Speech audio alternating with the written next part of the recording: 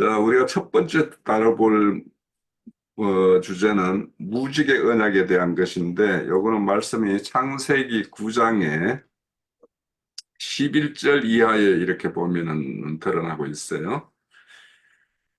11절에 보면 내가 너희와 언약을 세우리니 다시는 모든 생물을 홍수로 멸하지 아니할 것이라. 땅을 멸한 홍수가 다시는 있지 아니하리라. 하나님이 이르시되 내가 나와 너희와 및 너희와 함께하는 모든 생물 사이에 대대로 영원히 세우는 언약의 증거는 이것이니라.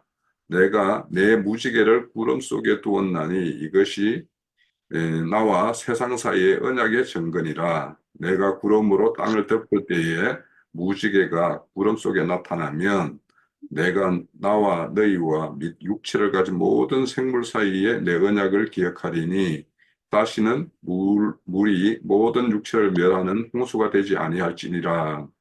무지개가 구름 사이에 있으리니 내가 보고 나 하나님과 모든 육체를 가진 땅의 모든 생물 사이에 영원한 언약을 기억하리라. 이렇게 말씀이 나와요. 자, 여기에 언급되어 있는 그 무지개 언약이라는 게 뭐 여기 내용으로 보면 이제 다시는 이제 노아의 때 그 물로 홍수 심판을 행했던 것을 행하지 않겠다라는 어떤 언약의 어떤 증거로서 이렇게 예, 말씀을 하고 있어요. 그러면 이 언약이 그러면 하나님께서 물론은 심판을 하지 않지만 그러면 하나님께서 심판을 행하지 않으실 것인가? 그렇지는 않을 거 아니에요. 그러면 이 무지개 언약이라는 게 그냥 심판만 안 하는 것이냐? 아니면 이것이 오히려 이제 심판을 이렇게 제하는 것이라면 이제는 살리는 언약, 이거와는 어떤 관계가 있을까? 이런 것까지도 한번 생각해 볼 필요가 있겠다는 생각이 들어서 오늘 우리 형제 자매님들이 이 무지개 언약과 관련돼서 이렇게 평소 생각해 본 내용들 이런 것들이 있으면 함께 나눴으면 합니다. 자, 시작을 할게요. 네. 자, 먼저 열어주실 분 시작을 하죠. 예, 네. 예.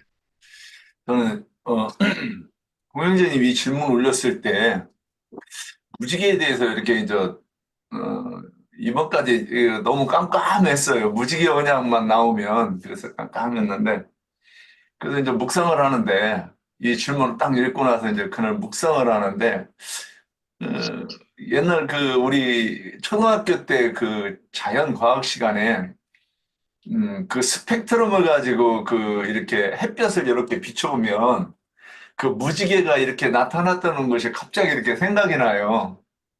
그래서 저는 이제 마음속으로, 주님, 이거 진짜 어려워요. 예. 그냥 제가 생각해보기, 이제 이런 생각이 들어요. 그냥 나영재 님이 그 창세기 그 써는 거 읽어보면, 이거 쉬울 텐데 왜 맨날 그 짓은 안 하고 맨날 주님 보고 그냥 알려달라고 기도를 하는가. 이런 생각 이제 나중에 했어요. 그러면서, 거기 가면 있을 건데 이 생각을 해가면서 이제 어찌됐든 묵상하는데 딱 그 스펙트럼이 생각이 나요. 근데 우리 육신의 눈으로 볼 때는 그냥 빛인데 그 스펙트럼을 딱 비춰서 보면 그것이 일곱 개의 그 무지개 빛깔로 이렇게 딱 나타나잖아요. 근데 뭐 연태까지 그러고 있었는데 어저께 그 묵상을 하면서 빛의 실상은 무지개구나 이런 생각이 들었어요, 일단. 그러면서 이제 이게 자연 표상을 가지고서는 먼저 로마서 1장 20절의 말씀처럼 만물을 통해서 하나님의 신성이 나타나는 걸 우리가 봐야 된다고 이렇게 이제 요즘에는 많이 습관이 들어서 일단 이제 여기까지 이렇게 가는 거예요. 그래서 무지개를 생각해 보는 거예요. 그리고 무지개는 왜 꼭 구름 속에 있을까? 이 생각을 이제 먼저 해봤어요. 그리고 나서 제가 이제 생각하는 게 그리고 또 이제 무지개 언약 그랬을 때 그 언약에는 구약도 있고 신약도 있고 새 언약도 있어요. 이게 뭐냐면 그러면 무지개 언약은 구약의 옛 언약을 새롭게 하신 새 언약을 말씀하시겠구나. 이제 쭉 이렇게 그 몇 가지 말씀을 정리해 놓거나 선을 딱 이렇게 그어보니까 이게 새 언약을 얘기하는 거구나. 이런 생각이 일단 들었습니다.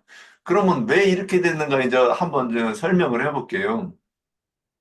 그 창세기 9장 27절에 내가 구름으로 14절에 보면 9장 14절에 13절부터 내가 내 무지개를 구름 속에 두었나니 이것이 나와 세상 사이의 언약의 증거니라.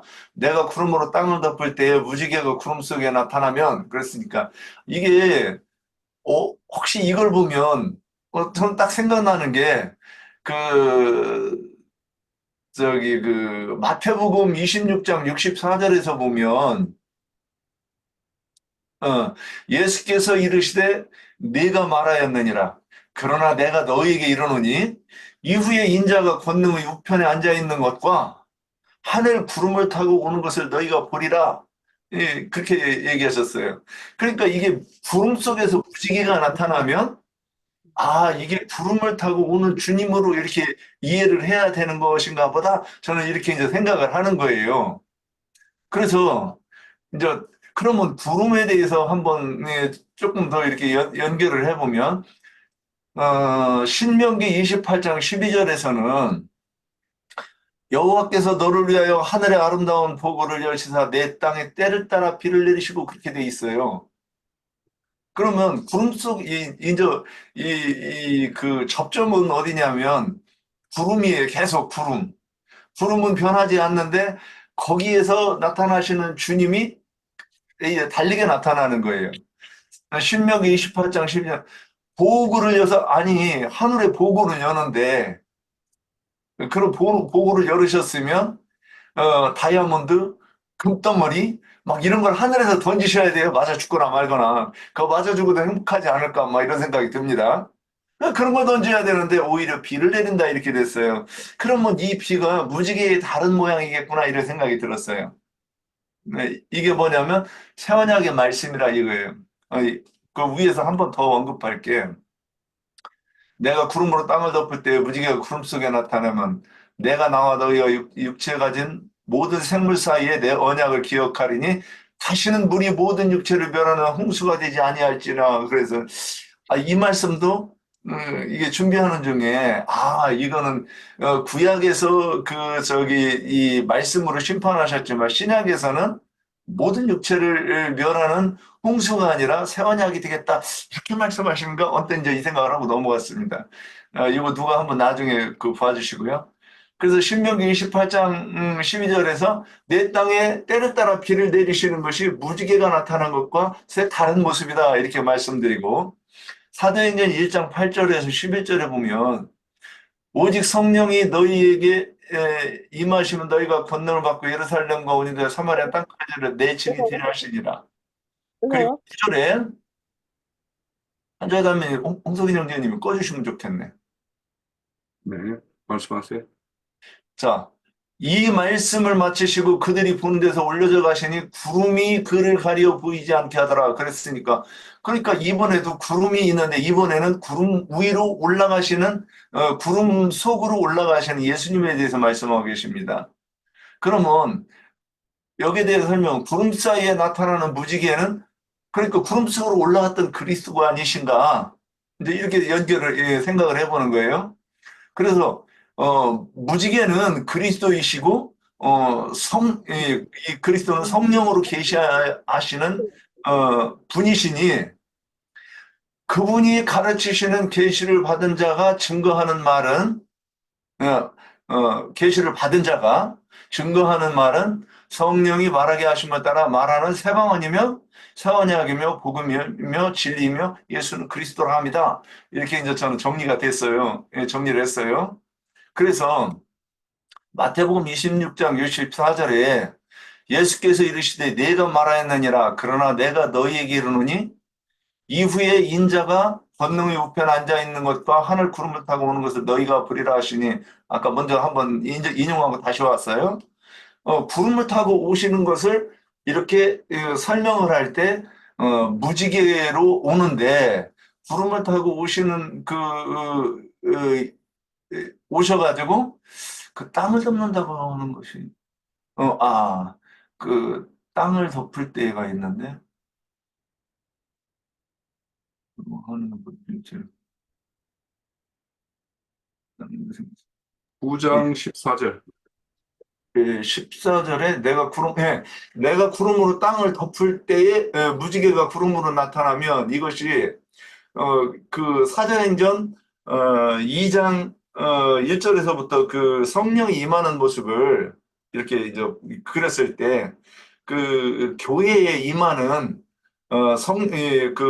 이 바람, 그 구룹천사와 그 다음에 그 불꽃인 그 치천사 그리고 그리스도의 영이 함께 이렇게 오시는 것을 여기서 이렇게 설명한 것이 아닌가 싶어요. 14절에서. 땅을 덮을 때. 그러면 그 무지개는 뭐냐면 그 덮을 때에 성령이 그 계시하시는 이 계시하시는 그 새 언약을 가지고 여기서는 무지개라고 한 것이 아니겠는가 이렇게 쭉 연결을 해봤는데 예 그렇습니다. 여기까지 하겠습니다. 우선 그 무지개가 일어나는 게 이제 여름날에 많이 일어나죠. 이게 이제 공기 중에 그 많은 그 물방울과 그때 내려쬐는 빛이 이렇게 회절되고 굴절이 되어서 이제 나타나는 게 이제 무지개 현상이에요. 그래서 무지개가 피기 위해서는 반드시 이 그 비가 온 이후, 그래서 습기가 많은 날, 그 햇빛이 이제 쫙 쬐어졌을 때 그때 이렇게 나타나는 겁니다. 그래서 어찌 보면 이제 비가 그치는 어떤 정상의 어떤 그 표시로서 이제 무지개가 이렇게 나타나기도 하죠. 이제 자연계로 보면. 근데 이제 이런 것들은 이제 하나님께서 이제 노아에게 그런 어떤 참혹한 물심판을 행하시고 그 심판을 행한 이후에 그 하나님의 마음이 어떠한가 하는 것을 이제 무지개 언약이 좀 보여주는 것 같아요. 그러니까 그런 어떤 어, 하나님께서는 모든 걸 다 이렇게 평화와 형통으로 이렇게 하기를 원하지만 그럴 수가 없는 어떤 그런 공의의 하나님이기 때문에 이렇게 심판을 행하시는 어떤 그런 이후에 그런 어떤 음, 애절한 마음 같은 거 이런 것들도 이제 함께 이렇게 느껴지는 게 이제 무지개 언약 같아요. 그래서 여기 말씀대로 하나님이 이제 그 무지개를 통해서 보호와 이제 다시는 이제 내 백성들에 대해서 이런 심판이 아닌 그 오히려 이렇게 온전케 이렇게 하시는 것 이런 것들로의 어떤 형표로서 이렇게 무지개를 보여줬다라고 이렇게 할 수 있겠는데 근데 이제 이 무지개와 구름은 항상 그 하나님의 어떤 운행 나타나심 이런 것을 이제 상징해서 표현을 해요. 그래서 우리가 이제 우선 찾아볼 거는 에스겔서 1장 28절에 한번 보면은 거기 보면 어, 하나님이 선지자 그 에스겔에게 나타나서 하나님의 어떤 그 음성을 이렇게 들려주실 때 그 하나님의 어떤 영광이 나타나는 모습이 이렇게 그려지고 있는데 에스겔서 1장 28절입니다. 구약성경 1152면인데 그 사방 강체의 모양은 비 오는 날 구름에 있는 무지개와 같으니 이는 여호와의 영광의 형상의 모양이라 내가 보고 엎드려 말씀하시는 이의 음성을 들으니라. 이렇게 보면 강체의 모양은 비 오는 날 구름 위에 있는 무지개와 같다 이렇게 말씀해요. 그래서 구름이라는 것은 우리가 이제 그 말씀을 통해서 의인의 영들 하나님과 동행하는 어떤 그런 영들의 어떤 움직임 이런 것들을 이제 상징하는 것이라면 그와 함께하는 그 무지개는 그 어떤 보좌의 어떤 그 영광된 모습 그런 것들을 이렇게 표현하는 것이고 이 말씀은 이제 계시록 4장에 보면 천상의 어떤 보좌의 어떤 모습 이런 것들을 표현할 때도 나타나요. 계시록 4장 3절에 보면 앉으시는 이의 모양이 벽옥과 홍보석 같고 또 무지개가 있어 보좌에 둘렀는데 그 모양이 녹보석 같더라 이렇게 말씀을 해요. 그러니까 하나님의 어떤 영광된 모습 이런 것들이 이제 에, 이렇게 무지개로 이렇게 표현이 됩니다. 그런데 이제 이 무지개는 땅과 하늘을 이렇게 연결하는 가교와 같은 그런 모양을 형상을 가지고 있죠. 그래서 이 무지개 같은 경우에는 죄인과 하나님 사이의 어떤 중재자, 중보자, 그래서 우리의 멜기세덱의 어떤 대제사장이신 예수 그리스도를 이렇게 표상하는 것이라고 볼 수가 있고, 그리고 이제 이 말은 그 무지개가 이렇게 레인보우라 해가지고 이제 할이죠, 할. 음, 그래서 이게 하늘 방향으로 이렇게 할이 이렇게 휘어진 이런 모습이라고 그래요. 그래서 이걸 보고 이제 예전에 이제 뭐 교회에서 들었던 이야기는 어, 예, 그 자신의 생명을, 그러니까 죄인이 받아야 될 죽음을 자신이 이렇게 친히 그 죽음을 받는 그 예수의 인자 예수의 어떤 모형을 이렇게 상징하는 것이 또 레인보우다, 이런 말씀도 이제 들었던 것 같아요. 그거는 뭐 참조하시고. 근데 이 무지개의 색깔이 왜 일곱 색깔일까? 이런 것들은 저는 이제 이런 생각이 들었어요. 주님이 이 땅에 오시면 그분이 하시는 일이 예, 한 그 하시는 일의 어떤 다양성이 한 일곱 가지 정도로 이렇게 예표되는 것이 아닌가, 이렇게 생각이 드는데, 그래서 그분은 오시면은 가르치시고 양육하시고 치유하시고 전하시고 또 이끄시고 보호하시고 이렇게 하는 많은 일들이 있죠. 그래서 그분의 어떤 사역의 온전한 조화, 그 완전성을 이렇게 추구하는 그분의 어떤 사역, 이런 것들을 일곱 색깔로 이렇게 표현되는 것이 아닌가, 이런 생각이 좀 들었고요. 그래서 결국에는 이 무지개 언약이라는 것은 노아의 때는 그 심판의 어떤 그 물로의 어떤 심판이었다라면, 이제는 그분께서는 어, 살리고 회복하시는 일, 그 일을 하실 것이 무지개 언약으로 이렇게 표현된 것이다라는 생각이 들었어요. 그래서 어, 그분의 어떤 무지개로 상징되는 그리스도의 그분, 그 영과 함께하는 그 의인의 영들, 이런 것들이 구름과 무지개로 이렇게 표현되어 있고, 그거는 구약의 시대도 그렇게 하나님의 운행이 있고 일을 하심이 나타났지만, 오늘날 이 시대에도 그 의인의 영들과 무지개의 어떤 그 표상된 예수님의 어떤 영 함께 이렇게 옹이해서 나타나서 이렇게 일하시는 어떤 모습, 이런 것들로 우리가 연관지어서 이렇게 생각해 볼 수 있겠다, 그런 생각을 하면서 봤습니다. 예.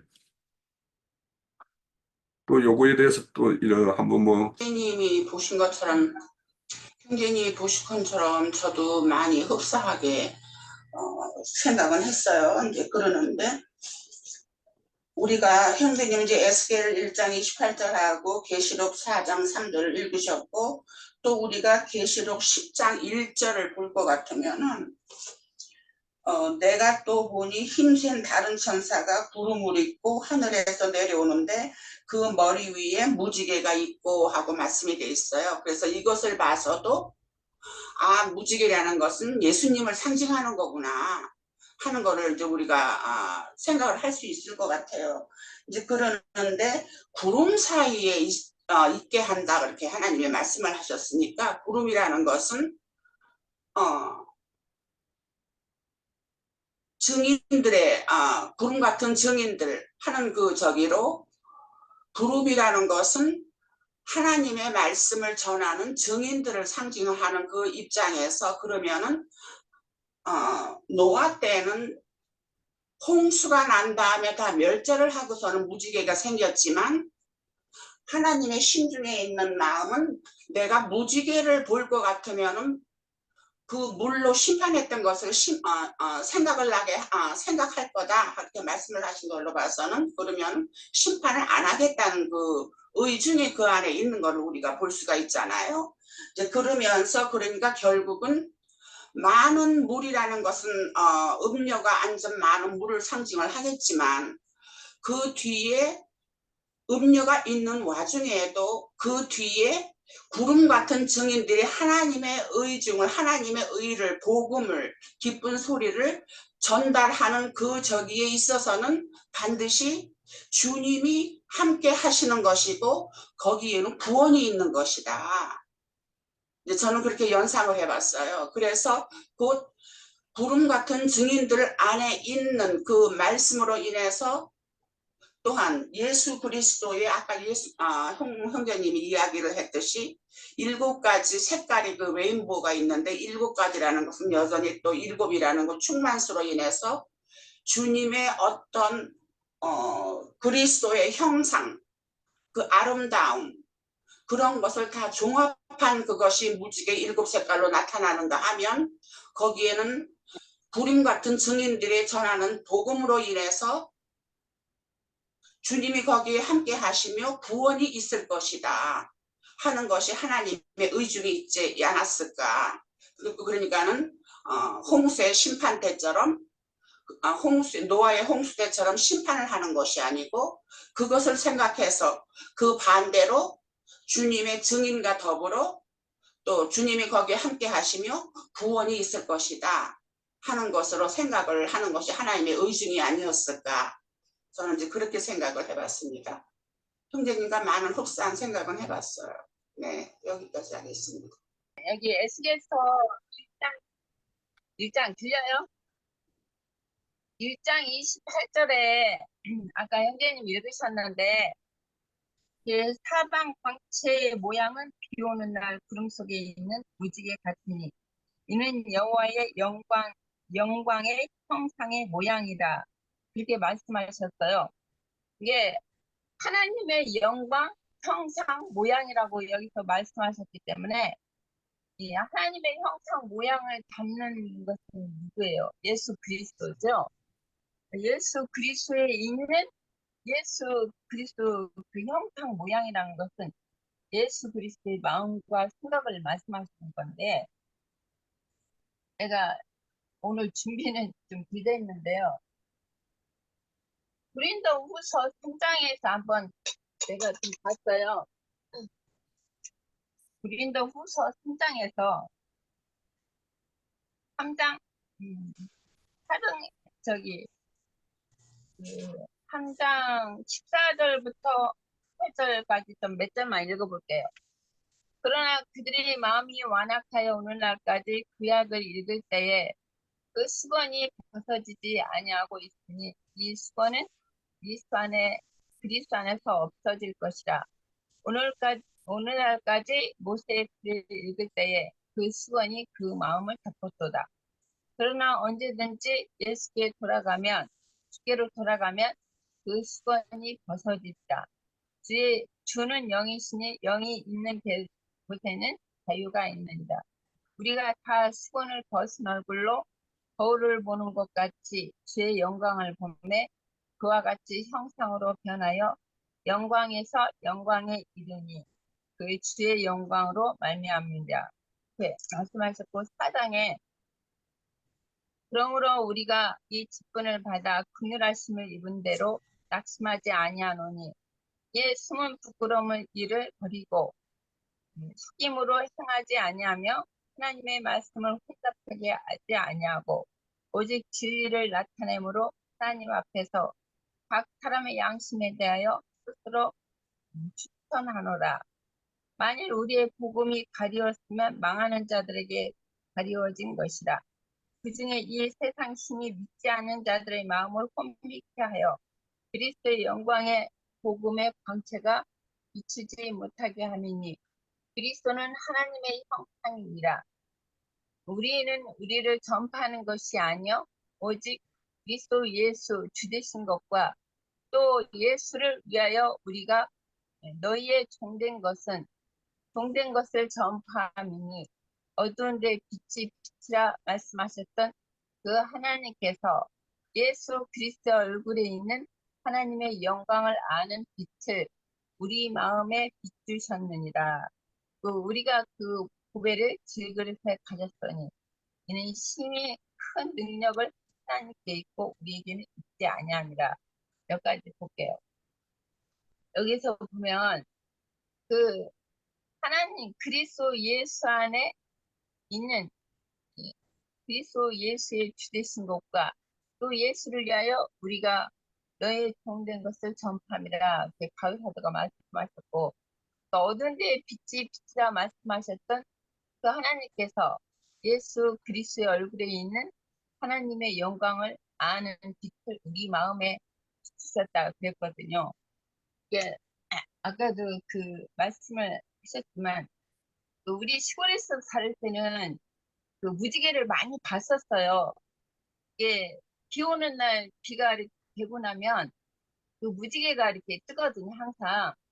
네, 무지개는 이 하나 그 구약의 백성들과 하나님의 백성들을 이렇게 연결하는 그 통로가 아닌가. 그게 예수 그리스도를 말씀하시는 거죠. 예수 그리스도가 그 생명이 되셔서 그 구약에 있는 백성들과 신약에 있는 우리를 이렇게 연결해주는 다리 역할을 주님이 하셨다.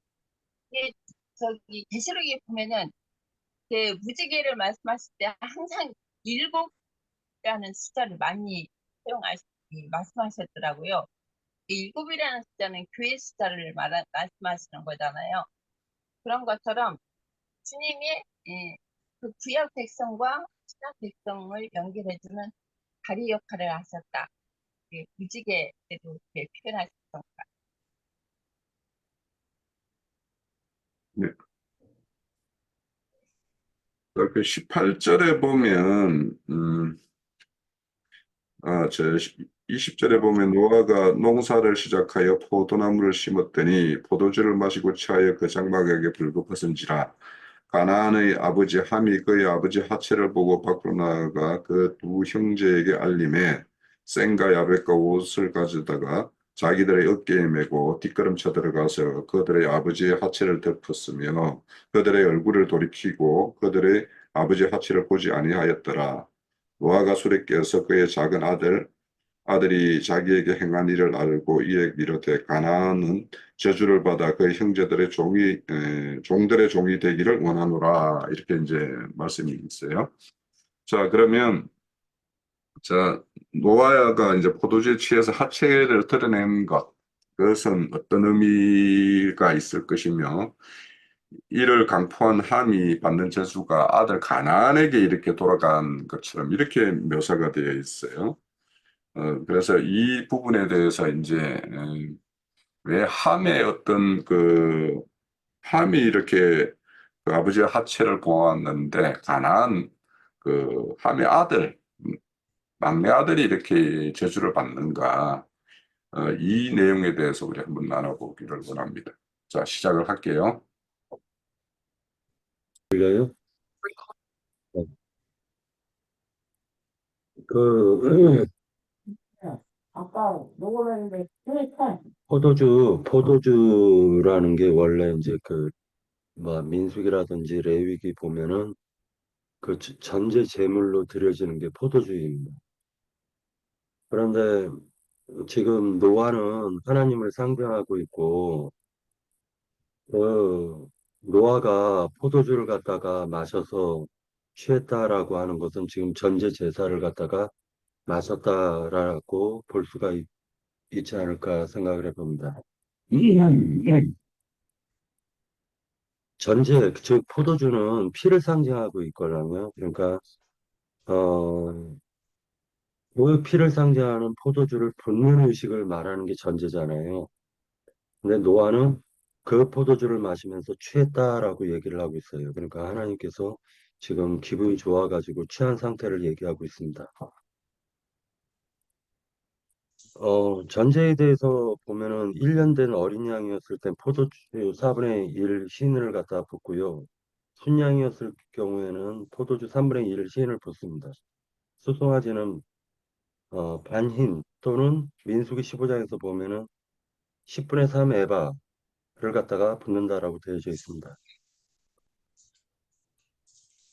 신약 성경에서 이 포도주 부분은 조금 생각해 볼 필요가 있는데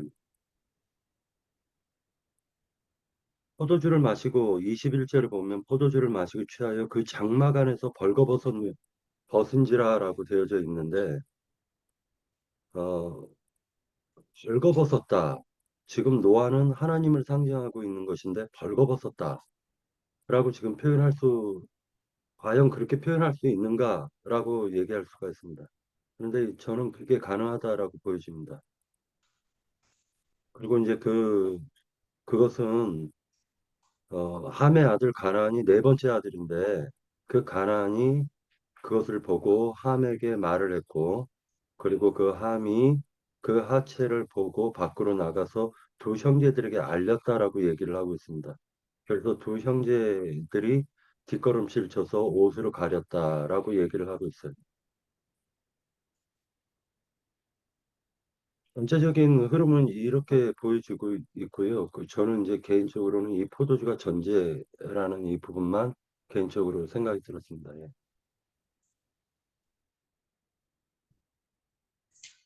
그 20절에 말씀해 보면은 시작이 노아가 농사를 시작하여 포도나무를 심었더니 있거든요. 그러니까는 농사를 시작했다 하는 것은 교회 생활을 했다는 영적인 의미를 우리가 이해를 할 수가 있죠. 왜냐하면은 농사를 지었다 하는 것은 여기에서는 노아가 자기 혼자서 등장되는 그러한 문구이기 때문에 이것은 그러면은 농사를 했다, 교회 생활을 했다, 아니면은 자기 스스로가 교회 생활을 하는 데 있어서의 자기의 스스로를 다스리는 어떤 경작, 마음을 경작하는 그러한 일을 상징하는 것이 아닐까 하고 이렇게 생각을 해봤어요. 그래서 교회 생활을 하고 이제 하는 것이 결국은 자기의 신앙을 개발하는, 개척하는 이제 그러한 일인데, 포도나무를 심었다 했거든요. 그러면 포도나무라 하면, 그리스도를 상징을 하는 거죠. 나는 포도나무고 너희는 가지다 하는, 의미에서, 그러면은 포도나무를 심었더니 하는 것은 노아가 자기 심중에, 자기 심령에 그리스도를 담았다는 얘기로 이해를 해봤어요. 그래서 그리스도를 담고 그리고 포도주를 마시고 하는 것은 그리스도의 어떠함에 취해서 거기에 아주 많은 누림이 있었던 거죠. 주님의 어떠하심에 취한 어떠한 그러한 상태. 그래서 포도나무를 심어서 거기에서 주님의 그 열매로서의 그 누림을 여기서는 의미를 하지 않았나 한 것이 포도주를 마시고 취하여 그렇게 표현을 하지 않았나 생각을 했고, 그렇게 하다 보니까 자기의 어떠한 부족함, 자기의 생명력의 그 한계를 느낀 것이 노아가 벌거벗었다. 벌거벗은지라 하고 그 장막 안에서 벌거벗은지라 하는 것인데, 장막이라는 것도 결국은 교회에 대한 의미도 있는 것이고, 또 그리스도의 그리스도가 머리 위에 이렇게 둘러싸여 있는 그러한 어떠한 그것도 또 장막이라고 표현을 할 수 있지가 않을까 해서, 어쨌든 이것은 노아가 교회 생활을 하는 그것이고 자기의 심령을 경작을 하는 일인데, 그리스도를 담고 거기에서 그리스도와 함께 누림과 그 취함을 하다 보니까 자기의 생명력에 대한 한계가 드러난 것을 표현한 말이 아닐까 하는 것을 이렇게 생각을 해봤어요. 그리고 함이 그 일을 정작은 했는데 왜 가나안에게 그 저주가 돌아갔다 하는 것으로 표현이 됐을까 하는 것은, 구스와 미스라임과 붓과 가나안 넷째 아들인가 봐네요. 그러는데 거기에 어쨌든 그러는데 왜 저기를 했냐, 가나안이 이제 자기 아버지와 같이 그 상황에서 처했던 그것을 실제적으로 봤던가, 아니면은 또한 자손을 상징하는 의미에서 노아의 저주가 대대로 물리리라 하는 그러한 어떤 것을 상징하는 것이 아닌가 하는 그 의미로 저기를 해서, 결국은 종들의 종이 되리라 하는 노아의 노아의 그 저주가 그대로 대대로 이어질 것을 상징한 의미가 아니었을까 하는 것으로 생각을 해봤습니다. 네. 자,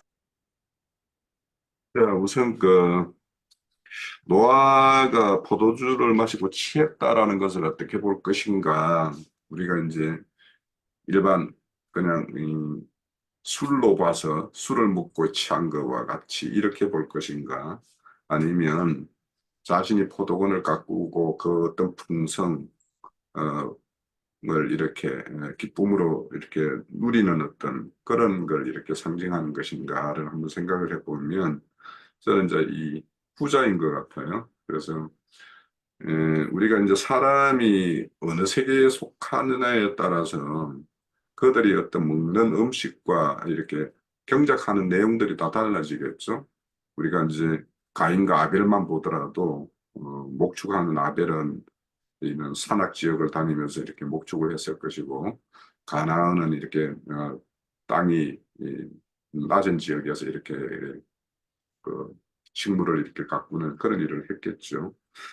그래서 우리가 이제 강약길을 걸을 때는 하나님께서 이렇게 공급해 주시는 그 만나로 상징된 그런 순수한 공급을 이렇게 묻는다라면 이제 가나안 땅에 들어가면 그 땅의 어떤 소산을 가꾸어서 그 소산물을 이렇게 취하여 먹는 것을 하나님이 이제 마땅한 걸로 이렇게 여겨요. 그래서 이제 여기 보면 노아도 홍수 심판에 의해서 이제 새 하늘 새 땅에 이제 이르러서 거기에서 이제 포도원을 이렇게 가꾸고 자기의 거기에 어떤 소산을 얻어서 이렇게 누림을 갖는 어떤 이런 모습이에요. 그런데 이제 이런 포도원이라는 거는 결국에는 노아가 뭐 파종도 하고 물도 주고 가꾸고 이런 것도 있었겠지만 하늘에서 이렇게 비를 내려주지 않으면 이렇게 소산을 얻을 수가 없는 거죠. 그래서 히브리서 6장에 보면 하늘에서 내리는 단비를 잘 흡수해서 주인이 이렇게 소망하는 그 어떤 산물을 냈을 때 그것이 온전한 축복으로 이렇게 상징해서 표현을 하고 있어요. 그래서 이제 노아가 이렇게 포도주에 취했다라는 것은 그 어떤 풍성한 어떤 열매를 얻은 그래서 하나님의 어떤 축복 가운데서의 어떤 누림의 어떤 상징일 것이고 그런데 이제 하체를 드러냈다라는 것은 이제 성경에서는 하체를 드러냈다라는 것은 대부분 이제 이렇게 치부를 드러내는 걸로 이렇게 상징을 해요. 그런데 여기에서도 하체를 드러낸 것이 그런 치부를 그러니까 아들과 그 한과 이런 아들 입장에서는 그게 이제 아버지의 하체가 드러나는 것은 어떤 그런 어떤 치부로 보였을지 몰라도 노아가 포도주를 취하여 이렇게 하체를 드러낸 것은 하나님과의 노아 사이에는 아무 허물이 없는 그것이 치부가 아닌 거리낌이 없는 노아와 하나님과의 어떤 교통관계가 성립되어 있는 이런 상태로 우리가 봐야지 맞을 거라는 생각이 들어요. 그거는 이제 대표적으로 다윗이 이렇게 언약궤를 메고 들어갈 때 너무 그것이 기뻐서 이렇게 막 춤을 추다 보니까 이렇게 바지가랑이가 내려갔던 모양이죠. 그것을 이제 그 미갈이 이렇게 보고 막 이렇게 다윗을 책망하는 소리를 듣고는 다윗이 그 미갈의 어떤 태를 저주해가지고 출산의 어떤 그런 여자로서는 가장 소중한 출산을 이렇게 기쁨을 누리지 못하게 하는 어떤 그런 저주가 임하게 되는데 자 그런 거죠. 그러니까 그 다윗이 그렇게 언약궤를 맬 때 기쁨과 포도주 수확이 풍성해서 이렇게 즐겁게 누리는 노아와 이거는 같은 맥락으로 본다라면 아들 입장에서는 그 아비의 어떤 하체를 이렇게 드러내는 것을 보고 하는 것은 분명히 이제 이렇게 허물로 이렇게 보았을 텐데 그것을 이제 왜 함이 이제 우리 제가 이제 이 부분은 예전에 형제님께서 이제 말씀 주실 때 보면 왜 다른 형제들은 어딘가에서 이제 그 포도원을 경작하든지 그런 일에 이렇게 매진하고 있을 때 왜 함은 무엇을 하고 있었길래 이렇게 이 아버지의 하체가 이렇게 드러내놓고 이렇게 잠에 들었던 어떤 이런 모습을 발견을 했을까 이런 것들을 이제 말씀을 했어요. 그래서 우리가 이제 이런 것들은 함도 고동 경작의 다른 형제들과 같이 이렇게 열심을 내지 않았던 것처럼 그 아들 가나안 역시 그 아비의 어떤 본을 받아서 그는 포도원에 일하는 일들을 열심히 하지 않고 늘 어딘가 빈둥대고 하라비가 이렇게 그늘막에 앉아서 좀 힘을 가지면 거기 언저리에서 이렇게 늘 얼렁얼렁 하는 것들을 이제 노아는 늘 봐왔던 거죠, 평상시에.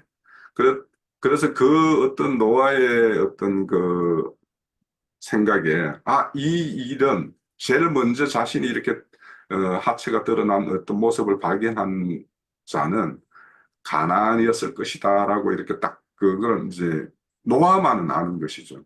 그래서 이제 우리가 이런 것들은 우리가 그 민수기에도 보면은 발람과 발락이 이렇게 합작해가지고 그 이스라엘을 저주하려고 그렇게 했지만 하나님이 계속 막았잖아요. 그런데 이제 그게 25장에서 가면은 그 모압 그 여사제들과 이렇게 그 바알보울인가 거기에서 이렇게 아주 그 음행으로 이렇게 떨어지는 것은 그 발람이 이렇게 지나가는 말로 이렇게 발락에게 뭔가 지혜를 하나 탁 줬는데, 예? 강야 40년 동안 그냥 여자들을 가까이 하지도 잘 못했던 그 어떤 이스라엘을 그 남자들을 유혹하기 위해서 그 모압의 여사제들을 이렇게 그 길 행간에 행로에다가 이렇게 드러내게 되면 그들이 이렇게 미혹이 이제 넘어갈 것이다. 이런 것은 이제 지혜가 이렇게 주어졌다라고 말하잖아요. 그래서 이제 그런 것들이 성경에는 기록되어 있지 않지만 이제 그런 것들을 이렇게 유추해 볼 수는 있죠. 그래서 이제 성경에 분명히 그런 말씀은 없지만 그렇게 유추하고 해볼 수 있고 그게 하나님의 어떤 그 저주를 발람의 어떤 축복이 나중에 저주로 이렇게 변하는 것들이 결국은 그렇게 변했거든요. 그래서 그런 것들을 유추해 본다면 오늘 이 사건도 가나안이 아무 개입이 없이 이렇게 저주를 받는 것이 아니라 우리 성경에 보면 이런 말이 있죠. 아비가 신포도주를 맞았는데 아들의 이가 실을 수 있냐. 이게 성경의 기본 정신이거든요. 근데 여기에 반하는 말씀이 나와요. 너희들이 하나님께 뭐 이렇게 악행을 하면 3, 4대가 저주를 받을 것이다라고 말씀도 있고, 하나님께 온전히 순종을 하면 천대의 어떤 축복이 주어질 것이다. 이런 말씀도 있어요. 그러면 이 3, 4대라는 것이 바로 이렇게 지금 함과 노아에게 적용될 수 있는 것인데, 뭐냐면, 우리 고대나 우리 시골에서도 이제 보면은 4대가 한마당에서 이렇게 함께 생활을 하는 것이 이제 예전에 우리 그 고향의 어떤 모습들이거든요. 우리 할아버지 계시고 아버지 계시고 또 손자까지 이렇게. 그러면 3, 4대가 같은 그 할아버지의 어떤 영향을 받고 자라기 때문에 그 영향력을 이렇게 말씀하는 것이 3, 4대의 어떤 저주다. 이렇게 이해를 해야지 하나님이 아비가 신포도주를 마셨다고 해서 아들의 씨가 쉴 수가 없다라고 말씀하시는데 3, 4대의 어떤 저주가 이렇게 간다라고 하는 것은 그건 하나님의 어떤 의도, 그러니까 순종했을 때 천대의 어떤 축복과 3, 4대의 어떤 저주 이런 것들은 이제 대비되는 어떤 말씀의 의미도 있고 한 마당에서 이렇게 자라고 생활하면서 이렇게 서로 영향력을 미친다라는 어떤 그런 의미도 있을 것 같아요. 그래서 아무튼 저는 이제 노아가 이렇게 하체를 드러냄으로 인해 가지고 함과 저주가 이제 가나안이 저주를 받게 되는 이 말씀 때문에 레위기 18장에 보면 하체를 드러내고 하체를 범하는 거 이런 거에 대한 말씀이 그냥 18장 전체가 거의 쭉 그렇게 내용으로 채워져 있어요. 그래서 이제 우리가 교회 생활과 관련해서 생각한다라면 이 대부분의 성경에서 하체는 상대의 어떤 치부를 드러내고 이렇게 강포하는 것을 이렇게 상징하기 때문에 교회에서 이제 은연중에 뭔가 사람과의 사이의 어떤 관계가 좀 소원해지면 그런 것들을 남들에게 좀 그 상대에 대한 이야기를 이렇게 하기가 쉬워요. 저도 그럴 수도 있고요. 그래서 우리가 상대의 어떤 허물들을 이렇게 덮어주는 우리가 하나님으로부터 그런 허물을 다 덮음을 받은 사람들인데 우리가 그런 어떤 허물을 오히려 덮고 하는 것들 이런 것들을 또 한번 생각해 봐야 되겠고 이왕 이제 하체 이야기가 나왔으니까 이제 아비의 하체를 범하는 뭐 이런 것이 나와요. 그러면 이제 아비의 뭐 후실이나 뭐 첩이나 이런 것들을 이제 범하는 루벤과 같은 어떤 그런 이제 죄악들을 이제 말씀하는데 이거를 이제 오늘날로 적용해서 우리가 한다라면 교회를 이렇게 막 이렇게 아무렇게나 폄훼하고 막 이렇게 함부로 말을 하고 막 이렇게 하는 것들 이런 것들도 결국에는 아비의 어떤 하체를 이렇게 드러내는 것과 똑같은 것이 되기 때문에 우리가 교회 생활하다 보면 여러 사람들이 모여서 이렇게 공동체 생활을 하니까 뭐 솔직히 섭섭한 것도 있고 인간적인 어떤 그런 것이 있을 수 있는데 저 역시도 그렇고 우리 모두가 그 교회에 대해서 이렇게 말을 함부로 하고 하는 것들에 대해서는 좀 이렇게 이런 기회에 한번 다시 새겨보는 어떤 그런 기회가 됐으면 해요. 네, 저는 요즘 말씀드리고 노아의 방주에서 그 노아가 하체가 드러나는 이 부분 같은 경우도 보면은 그 예수님께서 그 공회에 끌려가셔가지고 그 공회의 대제사장들이 그 예수님께서 인자가 걷는 우편에 앉아 있는 것과 하늘 구름을 타고 오는 것을 너희가 보리라라고 얘기했더니 이건 신성모독이다 해가지고 옷을 찢고 예수를 죽이고자 결단을 내린단 말이에요. 그리고 난 이후에 아니, 그러니까 로마서에서 보면 로마서 6장 같이 한번 보도록 하겠습니다. 로마서 6장에서 보면 어떤 말씀을 하고 있냐면은 어, 자, 6장 15절에 보면 그런즉 어찌하리요 우리가 법 아래 있지 아니하고 은혜 아래 있으니 죄를 지으리요 그럴 수 없느니라. 너희 자신을 종으로 내주어 누구에게 순종하든지 그 순종함을 받은 자의 종이 되는 줄을 너희가 알지 못하느냐. 혹은 죄의 종으로 사망에 이르고 혹은 순종의 종으로 의에 이르느니라. 이렇게 되어져 있습니다. 그러니까 다시 얘기해가지고 예수님을 팔아 넘겼었던 그들이 이제는 사도 바울이 세운 교회를 다 뒤집어 까놓고 다녀요. 사도 바울이 세운 교회를 그 하체를 다 드러내는 것입니다. 그러니까 다시 얘기해서 뭐냐면 하나님께서는 은혜로서 하나님이 우리들에게 사랑을 보여주셨다면 이들은 율법을 지켜야 된다로 다시 돌이킨다라는 거예요. 이것을 가리켜서 성경에서 뭐라 얘기를 하냐면은 예수님을 십자가에 또 달아서 또 죽이려고 하는 행위다라고 얘기하고 있다라고 볼 수가 있습니다. 그래서 은혜의 종이 될 것이냐 아니면은 죄의 종이 될 것이냐 이 말씀을 하면서 어, 창세기에서 보면 종의 종 가나안이 종의 종이 된다라고 얘기를 할 때는 이걸 시종이라고 얘기를 갖다가 예전에 장로시 형제님께서 말씀을 해주셨어요. 일반 종은 해방이 되는데 시종은 어떤 주인에게서 해방될 수 없는 자다라고 얘기를 했습니다. 예,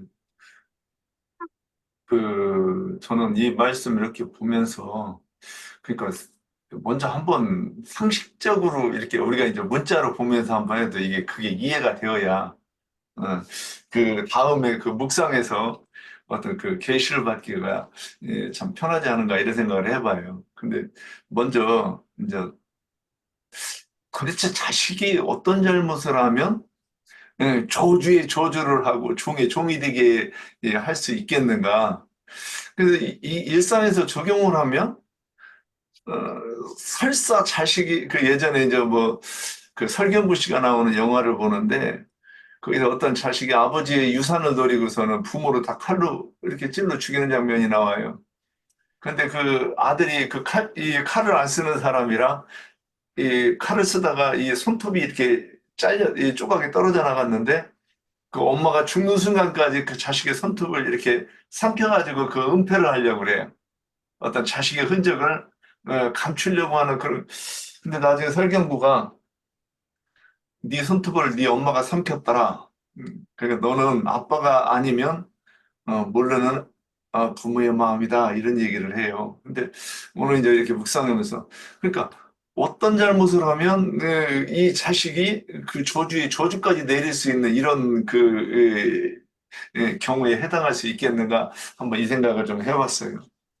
저도 이제 지금 자식은 안 낳지만 아이를 키우니까 새벽에 일 나가면서 그 머리에 손 얹고 문자대로 해가면서 이렇게 손 얹고 기도 하나님 저한테 주실 복이 있으면 이 아이한테 주세요. 이럴 정도로 이렇게 마음이 쓰이는 건데 키우기만 해도 내가 나와가지고 내 생명의 을 이어받은 나보다 더 소중한 그 자식을 어떻게 하면 그럴 수 있겠는가 이 생각 사실 이해가 안 돼요. 자, 그러면 이것이 이제 이 기록이 성경은 하나님의 구속사를 기록한 것을 이 가정으로 이렇게 이 비유를 해가지고 한 것이니까 우리가 여기까지 이렇게 이해하고 이제 본다면 그래서 근데 이것을 보면서 이제 이 말씀 이렇게 묵상하다가 보니까 창세기 4장 3절이 생각이 나요. 저기 지금 4장 3절은 여기고 지금 제가 어디를 보고 있냐. 창세기 3장 그 4절, 5절을 보면, 1절부터 보면 그 대화죠. 하나님께서 이거 아무것도 먹지 말라 하더냐. 그러니까, 여자가 대답한 게 있죠. 근데 4절부터 보면, 뱀이 여자에게 이르되 결코 죽지 아니하리라. 5절에는 그것을 먹는 날에는 너희 눈이 밝아져 하나님과 같이 되어 선악을 알 줄을 하나님이 아심이니라. 근데 여기서 죽는다고 하는 말이 그 5절에 너희가 눈이 어두워지고 하나님을 볼 수 없다고 말한 것이 아닐까 오늘 뭐 이제 이 생각을 좀 하면서 다시 한번 봤어요. 근데 너희가 결코 죽지 아니하리라. 그것을 먹는 날에는 너희 눈이 밝아져 하나님과 같이 된다. 그리고 선악을 너희가 분별할 수 있다. 이제 이렇게 말하는 장면이 나와요. 그러면 아까 오늘 질문에서 아비의 하체를 보고 나와서 형들에게 말할 때 뭐라고 말했을까? 그 함이. 근데 뜬금없이 그 저주할 때 또 가나안이 나오는데 가나안이 저주를 더 받아요. 왜 그럴까? 이제 오늘 아까 질문을 했는데 거기에는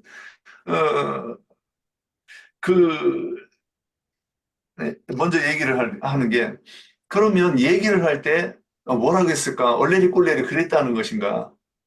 이제 직접적으로 표현하면 그럴 거예요. 그런데 그 얘기가 뭐냐면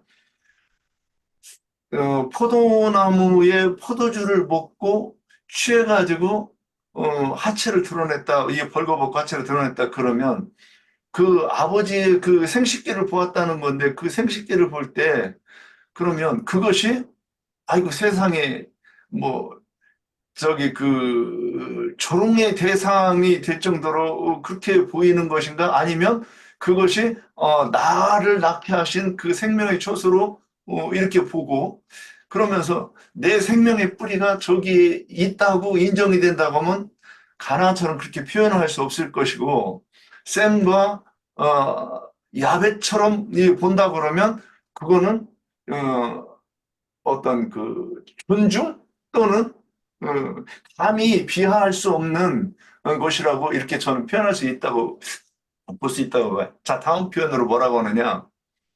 그 생명의 초소인데 저는 아버지의 그 생식기가 의인들을 낳는 그 생명의 근원이라고 이렇게 보는 것이냐 아니면 악인을 낳는 생명의 근원이라고 보는 것이냐 저는 이렇게 좀 봐야 되지 않는가 싶었어요. 그러면 포도주를 먹었는데 그럼 포도주도 두 가지가 있지 않습니까? 묵은 포도주, 새 포도주. 여기서 노아가 농사를 해가지고 새 포도주를 마신 거잖아요. 그러면 새 포도주는 성령의 교훈을 상징한다고 보면 지금 세포도주를 마시고 드러낸 취한 그 사람의 그 하체가 함이 그 형제들에게 말할 때는 그럼 이게 뭐라고 말하느냐면 이제 창세기 3장에 연결이 되는 거예요. 하와에게 말할 때처럼 하나님의 말씀, 지금 노아의 어떤 그 생명의 근원이 잘못됐다 지금 이 형제들한테 얘기하는 것이라고 보는 거예요. 그러면 그것이 부정이 되면 형제들을 내 것으로 삼을 수 있는 거 아니냐는 거죠. 그래서 내 이웃의 아내를 탐내지 말라 그랬는데 지금 그 이 노아가 그 목회하고 있는 이 교회의 어떤 지금까지 이 가르침을 받던 그 가르침이 이게 잘못되었다. 지금 이제 뒤집으려고 하는 것이죠. 그렇게 하면 어떤 일이 생기느냐? 노아의 자식들이 그러니까 이 교회가 교회를 내가 차지할 수 있다. 그거를 지금 말씀하고자 하심이 아닌가. 그래서 이 얘기를 창세기 4장 3절에 가면 가인은 땅의 소산으로 제물을 삼아 그러면 자기는 마땅히 하나님께서 기쁘시게 받으실 것이 땅의 소산이라고 보았기 때문에 이걸 드리는 거잖아요. 그리고 내가 다 드렸는데 왜 내 거는 안 받아? 그래서 화가 났다는 것을, 그러면 여기까지 오기 전에는 그가 어떠한 생명의 어떤 그 계보를 이어서 제사장이 되었는가를 나타내는 것인데 여기서 아버지의 하체를 보고 그 형제들에게 그 하체를 부정해야 된다. 우리가 인정하면 안 된다. 이렇게 말할 때는 그거는 그 이 생명의 말씀과 사망의 법을, 그러니까 생명의 성령의 법을 말하느냐, 그 사망의 법을 말하느냐 해서 이들은 지금, 그 교회에 선포되는 그 목회자의 말씀이 틀렸다고 지금 말하는 것이라 이렇게 해석하면 어떤가. 저도 이게 지금 오늘 처음 해가지고 준비해가지고 말이 막 버벅대네요. 아이고, 죄송합니다. 여기까지 하겠습니다. 저도 진짜 네. 준비한 것이 없는데. 아니, 이 말씀이 생각나서요. 그 마태복음 21장 보면은 이 말씀이 있더라고요. 유한이 와서 먹지도 않고 마시지도 아니하매 그들이 말하기를 귀신이 들렸다 하더니 인자는 와서 먹고 마시매 말하기를 보라 먹기를 탐하고 포도주를 즐기는 사람이요 세리와 죄인의 친구로다 하니 지혜는 그 행한 대로 인하여 옳다함을 얻느니라. 주님 말씀하셨어요. 근데 저기 마태복음 13장에 보면 주님이 서기관 바리새인 율법사들한테 저주를 부으셨잖아요.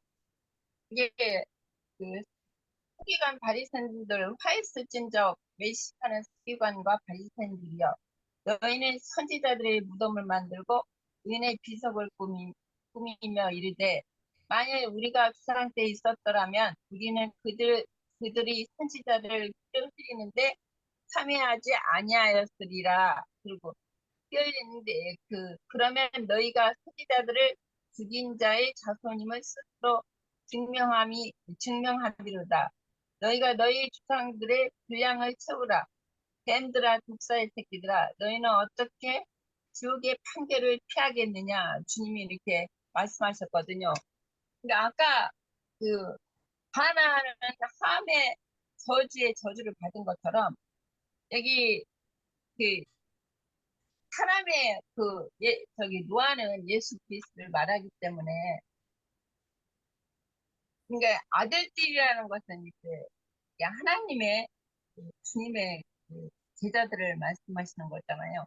그러니까 함은 이제 여기서 저기 신약에서 말씀하시면 바른 유다를 말씀하시는 거고 함은 이게 바른 유다는 이제 예수를 판 죄로 해서 가책을 받아갖고 뭐 목매달아 죽었다고 했는데 그래서 주님도 그 서기관 바리새인 율법사들한테 이제 화를 선포했어요. 지옥의 판결을 선포한 거죠. 그런 것처럼 저주의 저주를 받은 거다. 서기관 바리새인 율법사들은.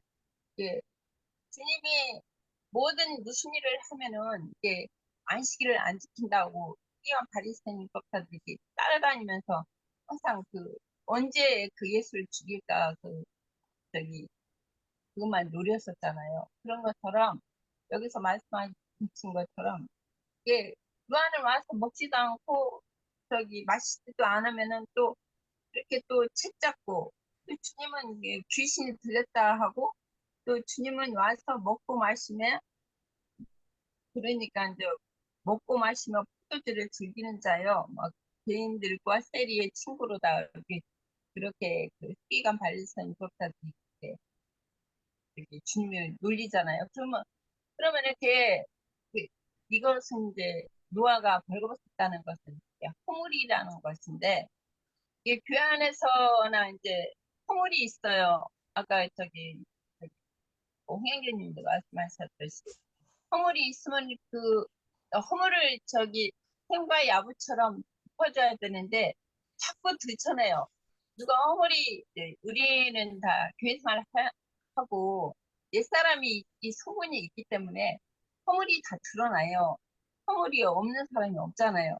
그럼 그거를 비아냥거리고 허물을 자꾸 드러내는 것은 사람과 가나안이 그런 허물을 이렇게 들춰내고 이 저주를 빚는 것처럼 이게 허물이 있으면 덮어줘야 되는데 저기 삼가 아니 샘과 야베처럼 덮어줘야 되는데 이게 들춰내면 안 된다. 네, 그런 말씀인 것 같아요.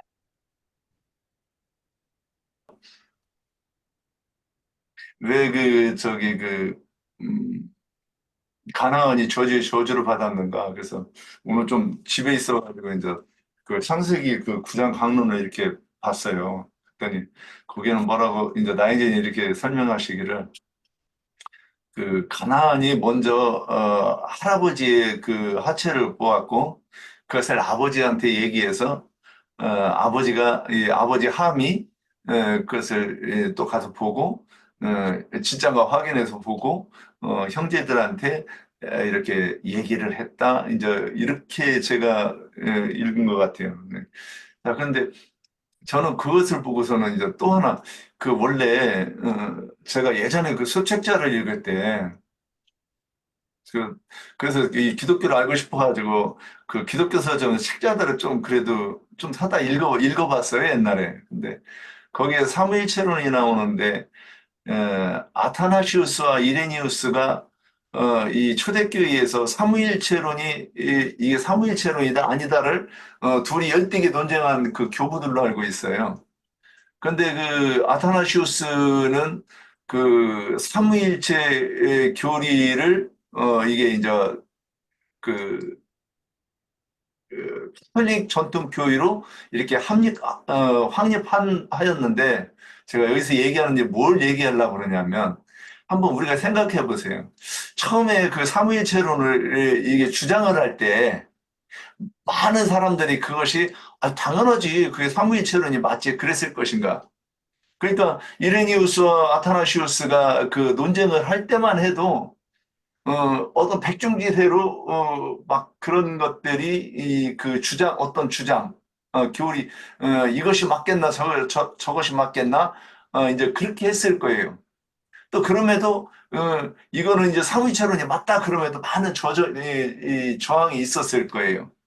그런데 지금 오늘날에는 어떻죠? 삼위일체론을 부정하면 이단이다 그러잖아요. 기독교는 대부분. 이게 뭐냐면 다음 때로 넘어가면 넘어갈수록 어떤 그 교리가 그러니까 역사와 전통을 이렇게 힘입어 가지고 더욱더 확고하게 진리까지 능히 덮을 수 있는 그런 그 어떤 그러니까 눈덩이가 굴르면 나중에는 그 저기 어마어마하게 하게 커지는 것처럼 그렇게 어떤 확고한 교리가 되는 것 아닌가. 그래서 그것을 저주로 말하는 것인가? 저는 이제 이 생각도 어떤 해가면서 그 부분을 읽었습니다. 예, 여기까지입니다. 무지개 언약이 하나는 있었고, 두 번째는 에, 노아가 함과 가나안을 저주한 이제 내용인데, 뭐 충분히들 논의가 됐다고 보고, 두 번째 그 함과 가나안의 저주의 저주를 받는다는 거, 이게 성경에는 저주라는 용어가 두 번 연거푸 나오면은 그게 갑절의 저주가 되는 거기 때문에 항상 그런 강조용 문구예요. 신약에 보면 아까 로마서를 박영자 읽다 말았는데, 하나님께서 회개하고 복음을 믿은 자들, 즉 세리 창기 죄인들, 그들을 하나님이 의롭다고 여겨주셨고 받아주셨어요. 하나님이 한번 의롭다 하신 그 사람을 누가 정죄할 수 있느냐, 이 얘기예요. 예, 이미 노아는 심판의 세대에서 건짐을 받은 사람의 대표거든요. 구원받은 자들의 대표거든요. 하나님은 뭐 그때 당시는 노아가 한 사람 노아에게 은혜가 있었다 이제 이러는데, 노아가 무슨 그 함이나 가나안이 생각하는 율법적인 우름이나 뭐 선이나 그런 것 때문에 하나님이 노아를 구원한 것이 아니고 은혜로 구원을 했다는 거거든요. 노아와 그 가족 자체가 구원을 받은 것도. 그런데 은혜를 은혜되게 하지 못하는 사람이 누구냐? 함과 가나안이다. 지금 이 말이거든. 자기는 하나님 앞에 1만 달란트나 탕감받은 사람인데, 뭐 50데나리온이라겠나 100데나리온이라고 그랬나, 긴가민가하네.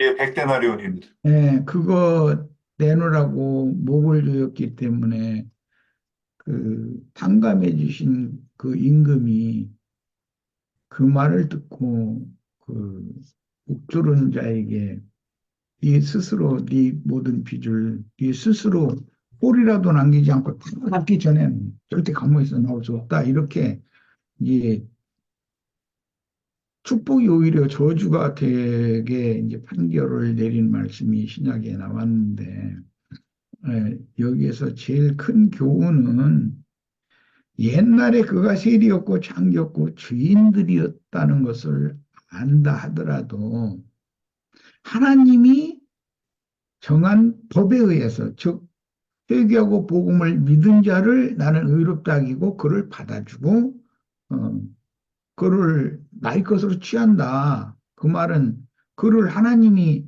예수의 피로 다 덮어버렸다라는 뜻인데, 예수의 피를 헛것이 되게 만드는 짓을 하는 것이 정죄하는 자들이라는 뜻이잖아요. 아까 홍영재님이 이제 그 연관해서 좀 성령의 세술에 취해서 행복한 노아를 허물과 흠으로만 본 이야기잖아요. 다윗이 하나님 앞에서 성령에 취하여 언약궤를 모셔 올리는 것이 너무 행복하고 즐거웠는데, 사울의 딸인 미갈은 인간적인 율법적인 잣대로 자기 남편이며 왕인 다윗을 봤기 때문에 다윗이 자기를 축복하러 들어왔는데 다윗을 채근질하는 말, 지적질하는 말을 하니까 다윗이 축복하고자 하던 마음이 싹 가셔버릴 뿐 아니라 그 대신 속에서 분심이 있었기 때문에 그 미갈의 방에는 다시는 가지 않았다는 거예요. 그러니까 생과부로 지냈다. 이제 이렇게 돼 있어요. 이제 이런 거를 보면 신학에서도 아까 이제 예수님과 유대교 지도자들 얘기를 했는데 이어서 사도들 때도 유대교 그 대제사장들이 유대교 공회에 속한 무리들이 예, 제자들 보고 술 취해서 저런다 이래가면 비방문을 하거든요. 사실은 성령에 취해서 지금 진리의 증거를 모든 사람이 다 구원을 얻을 수 있는 은혜의 말씀을 선포하고 있는 중인데 그들은 자기네들의 옳음과 선함에 그 율법적인 의와 선에 완전히 굳어져 있었기 때문에 하나님의 행사가 보이지 않는 거죠. 그들의 눈에는. 이런 거를 보면 오늘날도 우리도 매우 조심해야 되겠다. 교회 생활에서. 자꾸 행위를 강조하고 말은 그럴싸한데 말이야. 그 행하는 것을 보면 이렇게 말하 본인은 행하면 어떤데 그럼? 응? 아무렇게나 행하라는 말이 아니에요. 그래도 하나님께서 그를 의롭다고 여기셨다라는 것에 근거해서 우리는 교회 지체들에 대해서 함부로 평론하거나 판단하는 말하면 안 된다는 얘기를 난 하고자 하는 거예요. 그러면 안 되는 거예요. 그러면 그에게 반드시 저주가 임해요. 나는 이 나의 사역에 있어서 이것을 내가 몸으로 경험을 한 사람이에요. 음. 내가 완전한 신이 아니잖아요. 금 잡힐 일이 한두 가지겠어요? 그런데 그렇게 비방하고 후욕하고 사역을 세방하고 하는 그들이 그 무리가 축복받은 것이 아니라 저주받은 것을 나는 내 현실로 다 봤어요. 그래도 내가 나의 허물일 때문에 원인이 그거니까 일체 입을 열지 않는 거예요. 하나님은 공의대로 판단하시고 하나님이 뜻을 행하신다라는 걸 난 믿는 사람이니까. 어제 이제 내가 이제 집회 중에 오산 그 집회 중에 시간이 다 된 걸 보고 이제 급히 나갔는데 97세 된 어르신과 그 몇몇 노인들을 이제 만났어요. 이미 약속이 돼 있었어요. 그 노인정에서 만나기로. 이분들한테도 생애가 얼마 남지 않은 노인들한테도 전도는 해야 된다는 그런 마음이 있었기 때문에 아이고 그냥 관심 안 들려다가 만나기로 약속을 하고서 이제 갔는데 그건 번외의 얘기일 수도 있지만 참고가 될 것 같아서 잠깐 소개하려고 그래요. 그 97세 된 어르신이 미국에서 40몇 년을 사시다가 오셨대요. 그래서 그러면은 그렇게 오래 사셨으면 거기에 자리가 다 잡혔을 텐데 이 연세에 여기 한국에 그럼 자녀들이 다 있느냐 그랬더니 오남매를 뒀는데 미국에 하나가 있고 미국에 자신이 이루는 것은 그 아들 며느리가 다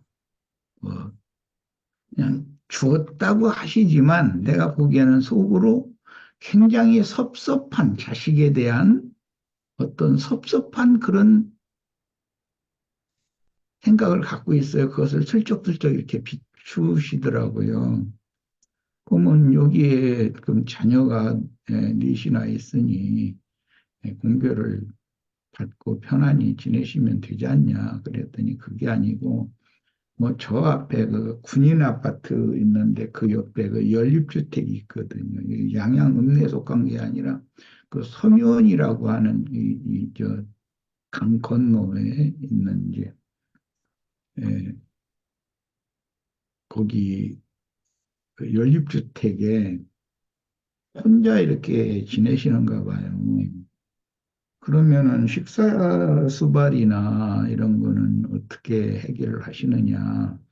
한국에 자식이 네 분이나 있다니 그분들도 다 60 넘고 70대가 다 됐을 텐데 97세 되셨으면 네 자식이 어떻게 하느냐 내가 이제 물어봤어요. 그랬더니 막 퍽퍽 우셔요, 할아버지가. 그래서 아 이건 문제가 있는 어른이신가 보다. 이 어르신의 문제인지 자식들의 문제인지를 좀 알아보려고 그 자식들은 이제 저 딸이 몇이며 뭐 아들은 몇이며 이제 이렇게 물어보다가 자식들 얘기가 이제 우연히 나왔어요. 그런데 다 자기 죄 때문이다 이렇게 하시면서 우시더라고요. 자기가 조강지처를 버리고 촉을 통해서 자식들을 얻은 거예요. 그랬는데 그 문제가 자기 인생의 어마어마한 저주가 됐다는 거예요. 자식들이 갈등 때문에. 자, 자식들이 갈등을 한다는 뜻은 그 어떤 본초의 자식이든 첩의 자식이든 아버지를 모실 의향이 아무도 없다라는 말이잖아요. 떠는 거잖아요. 그런 거를 그 얘기를 듣고 그분이 막 슬프게 그냥 우시고 그런 모습을 보면서 뭐라고 더 이상 내가 할 말도 없고 그래서 복음을 전한다는 명목으로 이게 만나기로 했는데 복음이고 뭐고 간에 그 할아버지 그 얘기만 하다가 듣다가 그냥 왔어요. 그러면서 와서 하는 걸 생각해 봤어요. 야, 옛날 어른들 말씀이 조금 더 틀린 게 없다. 조강지처를 버리는 놈은 반드시 저주가 임한다. 조강지처를 버린다는 뜻은 촉을 준다는 뜻인데 자기의 그 육적 욕구를 해소하기 위해서 채우기 위해서 멋대로 조강지처를 버리고 촉을 취했는데 자기가 힘이 있을 때는 자기가 재산도 굉장히 많았었대요. 이 한국에. 그것을 다 날렸다는 거예요. 자식들한테 자기가 주고 싶어서가 아니라 안 줄 수가 없도록 졸라 되는데 어떡하느냐는 거예요. 그래서 이거 이 자식도 주고 저런 사유로 주고 다 주고 자기 빈털터린 거예요. 지금 97세 할아버지가 어떻게 할 거예요. 그러면서 이것이 나의 죄 때문에 내가 저주를 받은가 그러면서 우시더라고요.